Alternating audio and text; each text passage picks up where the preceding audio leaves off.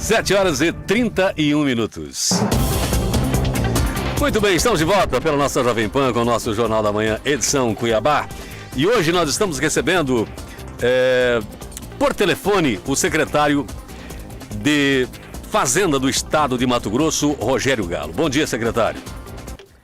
Bom dia, Paulo. Bom dia, Vinícius. Bom dia também a todos aqueles que nos ouvem aí nessa sexta-feira pré-carnaval, né, Paulo? Pois é, gostas? Podia sair no Nordeste, não? Lá tem o Galo da Madrugada. Tem o Galo da Madrugada. Eu já fui mais folião, agora sou só um observador, meu amigo. Muito bem, tem outras folias a serem resolvidas, né? Tem. Então vamos lá. Vamos começar primeiro. Eu quero puxar aqui um assunto que, inclusive, na última entrevista que você teve com a gente aqui, que esteve aqui nos estúdios, a gente estava falando da 163, era uma grande solução apresentada para essa rodovia, já que o governo federal não se manifestou ou não se inclinou a resolver um problema imediato que temos. Vida se perdendo, gente perdendo patrimônio, tudo aquilo que nós já falamos sobre esse trecho da 163.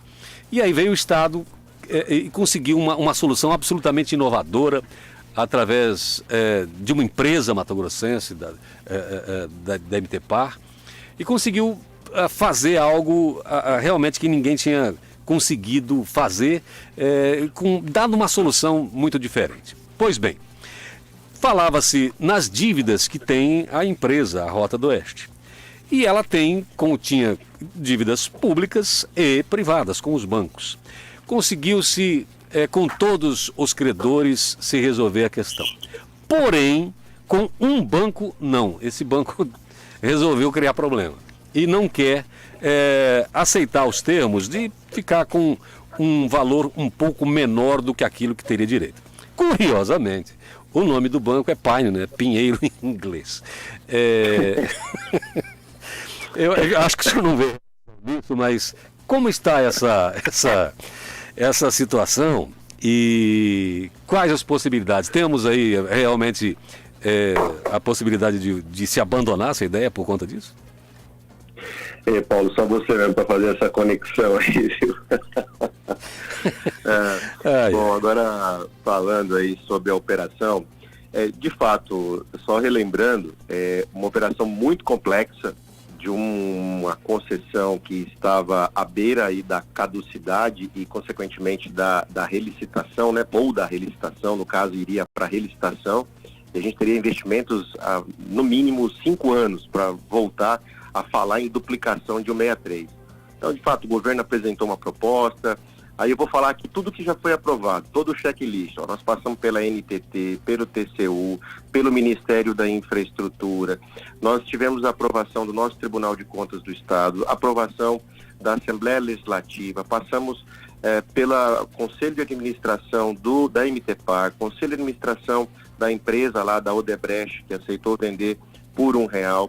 Passamos pelos 6 bancos já, e de fato são 7 bancos que são credores, e falta esse banco aí, que essa semana, Paula, tem uma notícia um pouco melhor do que a que nós terminamos a semana passada. Lembrando que a Odebrecht, né, no caso a OTP, que controla a concessionária Rota do Oeste, ela detém uma dívida de R$950 milhões com 7 bancos, né? E esse banco que eu estou mencionando, que é o Banco Pine, ele tem um crédito mais ou menos de R$80 milhões. O governo fez uma proposta para quitar os 950 milhões aproximadamente, pagando 422, quer dizer, dando um abatimento da dívida, porque nós estamos assumindo ali um problema para poder resolver, que é fazer investimentos, e nós estamos colocando lá R$1,2 bilhão já no início agora da operação, quando o governo assumir, quando a MTPar assumir o controle, para fazer obras de modo imediato. Nós estamos falando de fazer 36 quilômetros neste ano, Paulo, Vinícius, 36 quilômetros de duplicação ali no sentido Posto Gil, Nova Mutum. Então, quer dizer, é obra de modo imediato. E esse banco, de fato, ele tem um problema. É um banco que não é um banco muito grande, né?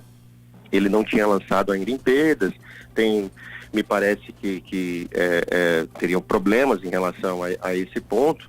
em relação a questões contábeis e tal.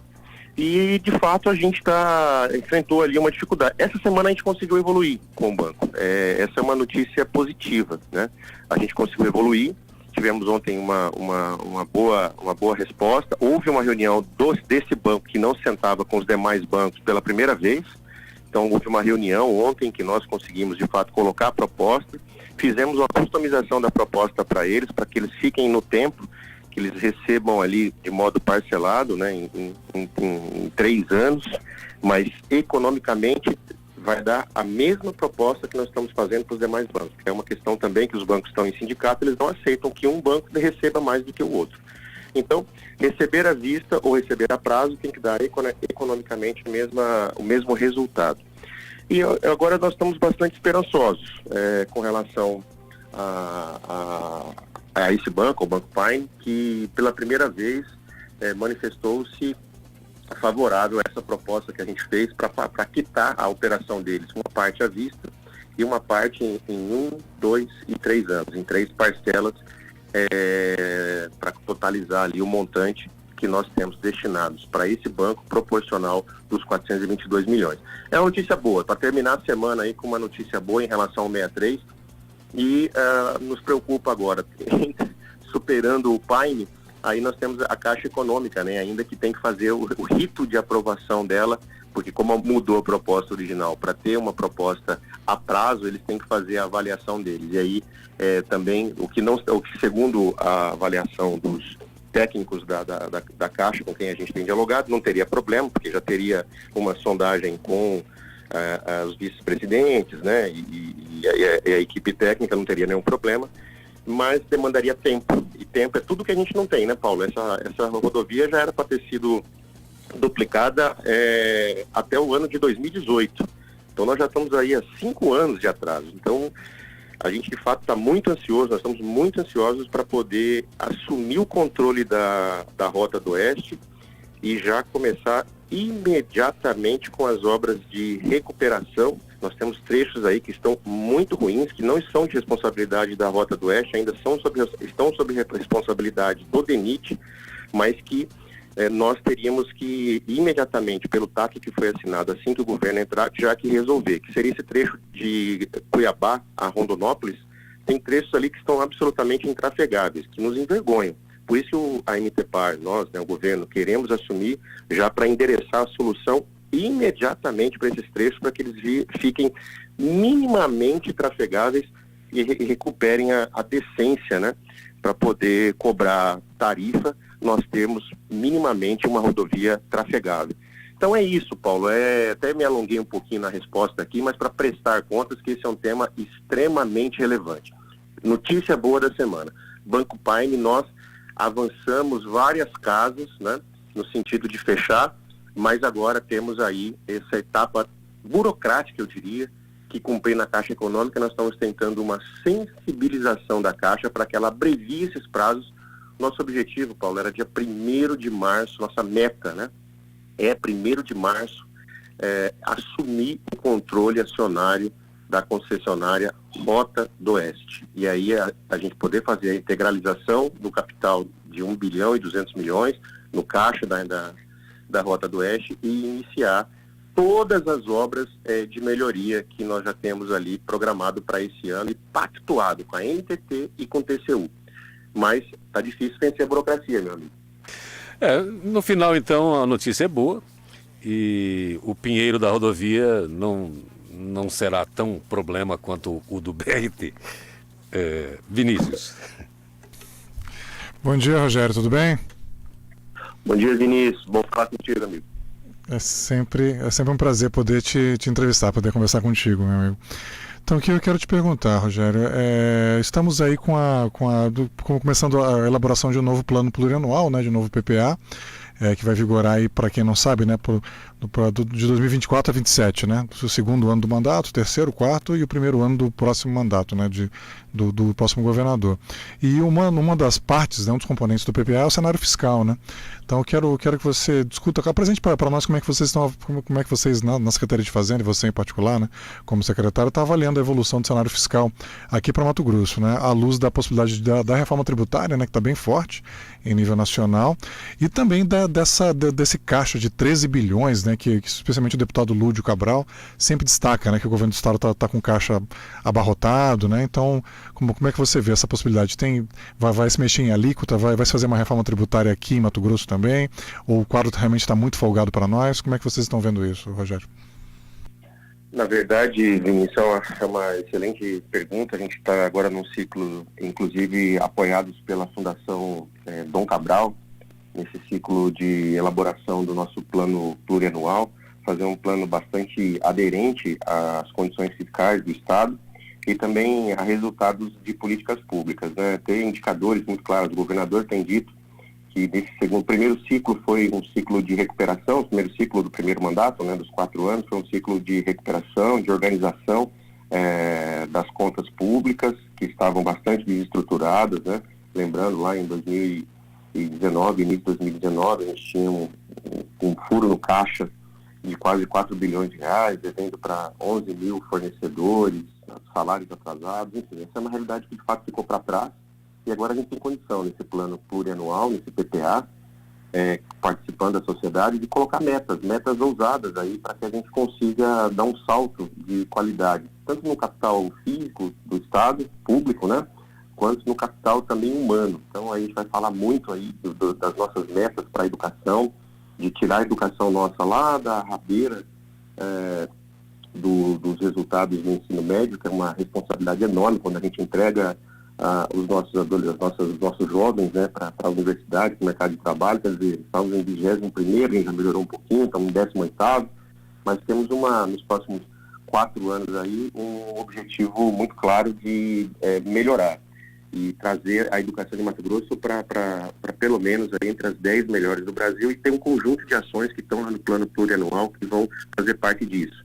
Na saúde a mesma coisa.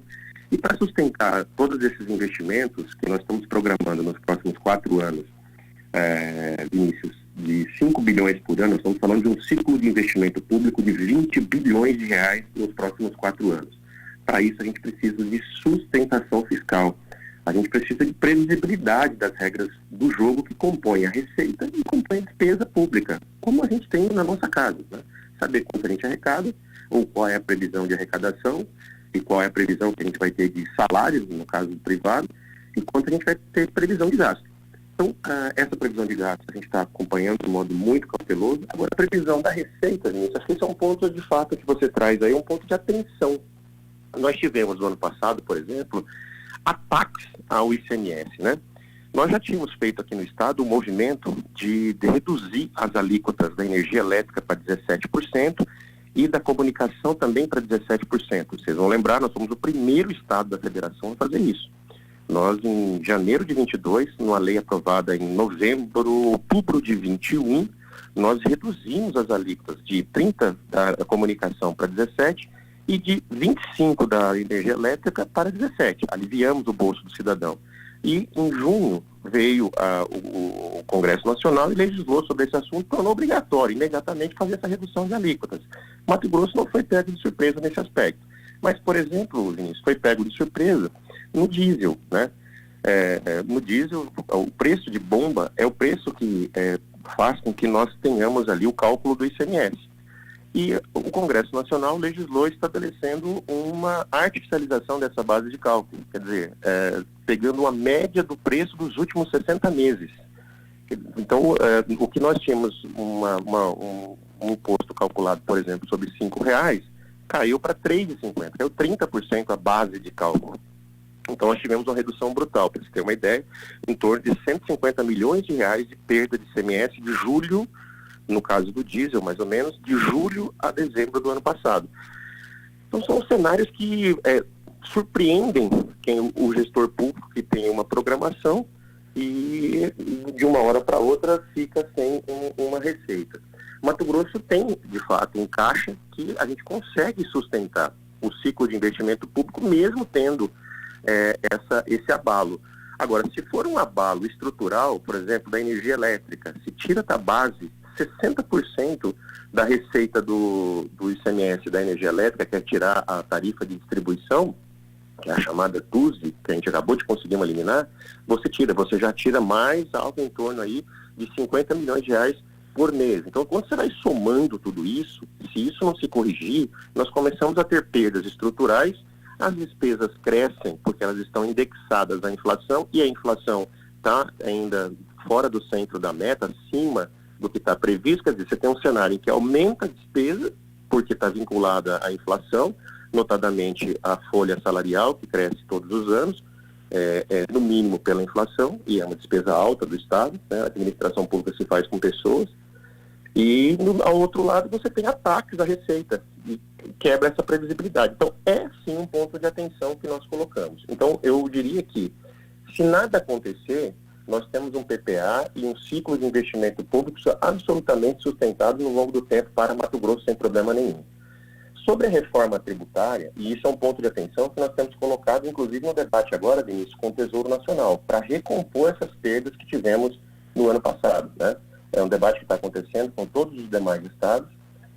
Mato Grosso também terá lá um ressarcimento. Hoje, os estados chegaram ao valor de 30 bilhões para o ressarcimento daquele segundo semestre de 2022, e o governo federal já chegou a 26 bilhões. Então, enfim, estamos próximos ali de um acordo com o governo federal para que a gente abata da dívida, né? O ressarcimento que nós teríamos pelas perdas que aconteceram no segundo semestre do ano passado, então nós deixaríamos de pagar o serviço da dívida aí para os próximos anos até chegar o teto daquilo que de fato foi perdido por aquelas leis complementares 192 e 194 aprovados pelo Congresso Nacional.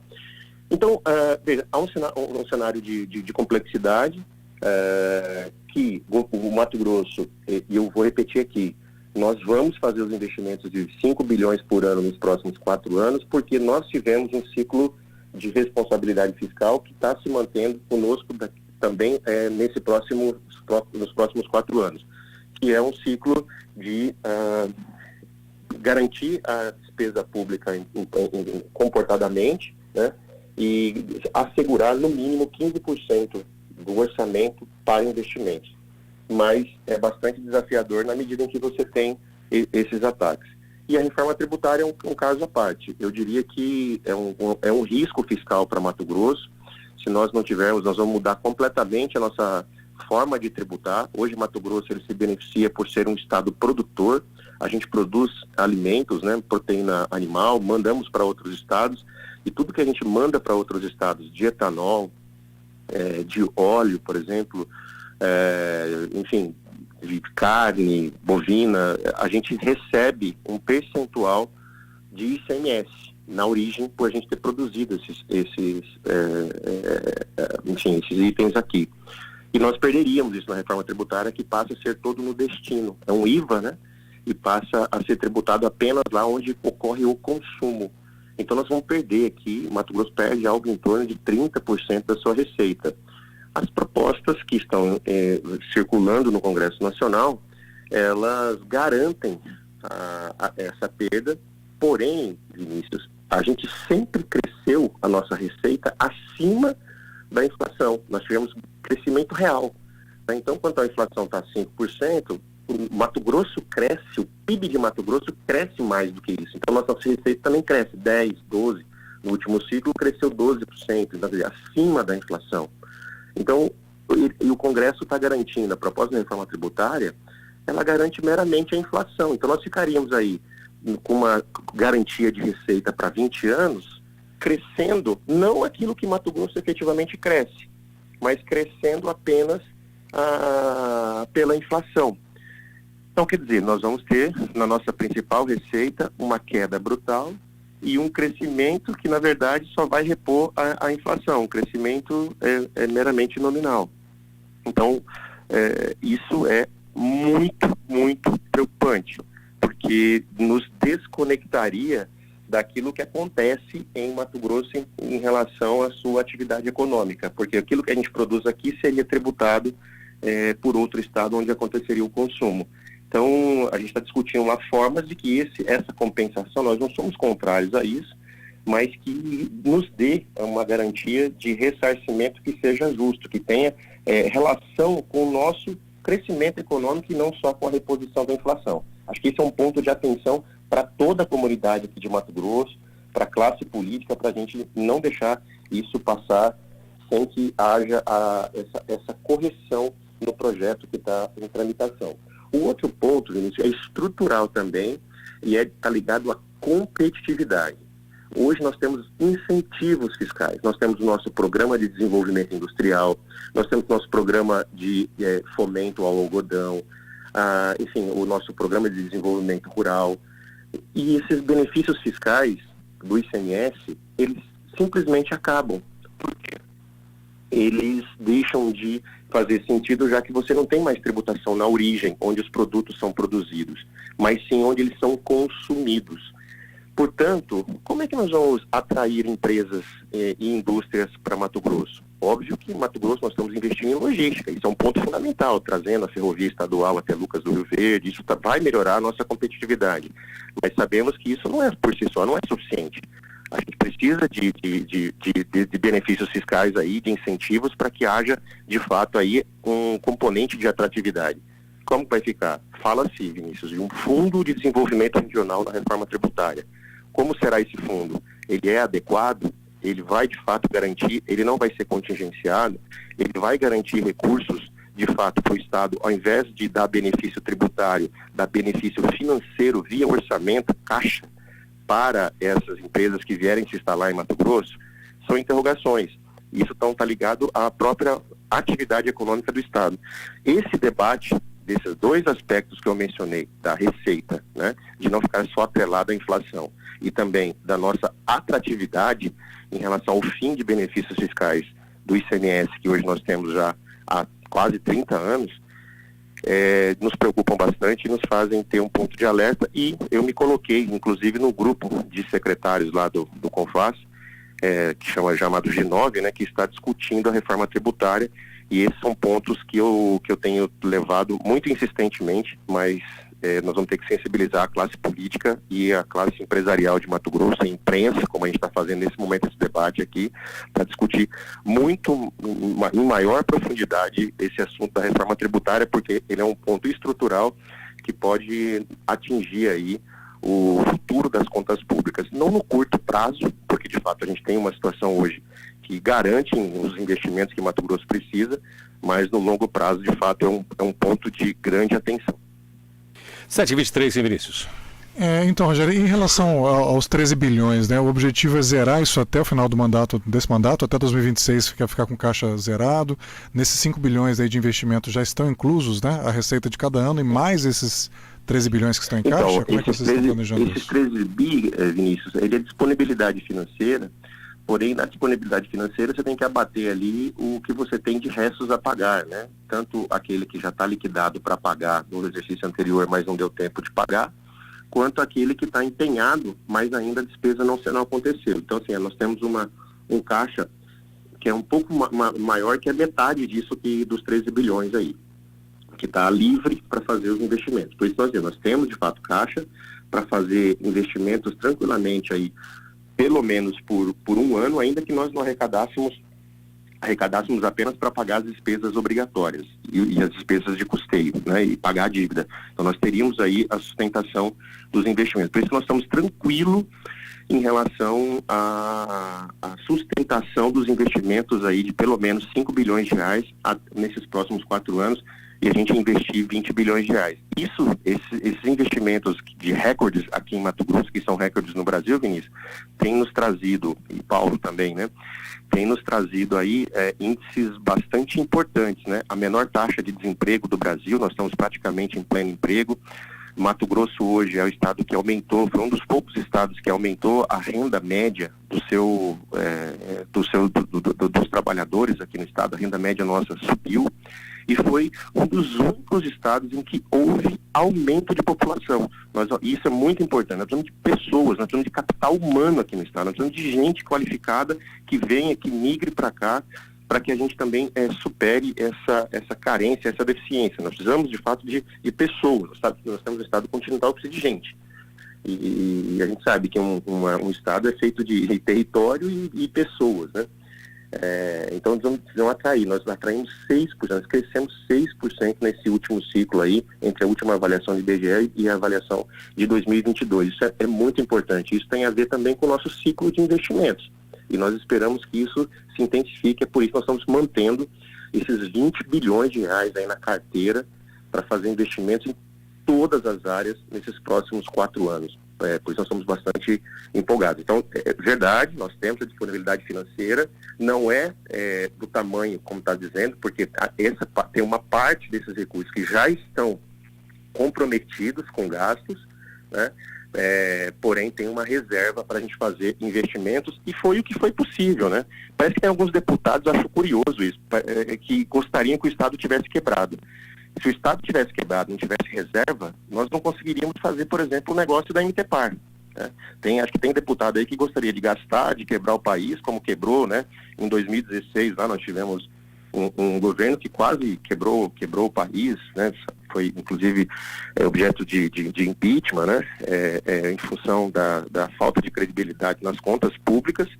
E parece que queriam que nós replicássemos isso aqui em Mato Grosso. Nós não vamos fazer isso, nós somos um governo responsável, a gente cuida das contas públicas porque nós precisamos fazer investimento, precisamos voltar o Estado aí para atender o cidadão, né? Se nós não tivéssemos caixa, nós não teríamos condição de colocar 1 bilhão e 200 milhões para fazer a BR-163. Então, acho que tem deputados aí que parece que é o quanto pior, melhor.